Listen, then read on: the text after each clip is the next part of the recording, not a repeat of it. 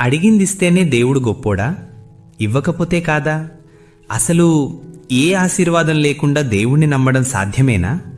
ఒక్కసారి ఆలోచించండి. దేవునిపై మనకున్న విశ్వాసం మన అవసరాలకు, లాభాలకు మాత్రమే పరిమితం కాకూడదు. మనం కోరుకున్నది దొరికినా దొరక్కపోయినా దేవునిపై మనకున్న ప్రేమే నిజమైనది. ప్రభు ఆలోచన ఎప్పుడూ మన ఆలోచనల కంటే గొప్పగానే ఉంటుంది.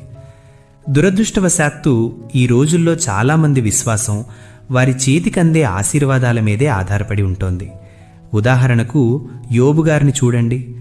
ఆయన జీవితంలో మొదట్లోనూ ఆశీర్వాదాలు చూశారు, చివర్లోనూ రెట్టింపు మేలు పొందారు. కాబట్టి ఆయనకు దేవునిపై నమ్మకం ఉంచడానికి ఒక ఆధారం దొరికింది.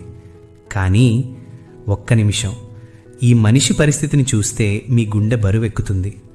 ధనవంతుడి ఇంటి ముందు పడి ఉన్న లాజరు జీవితాన్ని ఒక్కసారి ఊహించుకోండి. ఆయన జీవితంలో ఎప్పుడూ ఏ ఆశీర్వాదాన్ని చూడలేదు. మరుసటి పూట తిండి దొరుకుతుందో లేదో తెలియదు.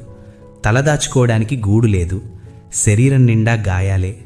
చివరికి చనిపోయాక ఆయన శరీరాన్ని మట్టిలో పెట్టడానికి కూడా ఎవ్వరూ ముందుకు రాలేదు. అసలు ఎలా అండి? కడుపు నిండా ఆకలి, ఒంటి నిండా గాయాలు పెట్టుకొని దేవుణ్ణి స్తుతించడం ఎలా సాధ్యం?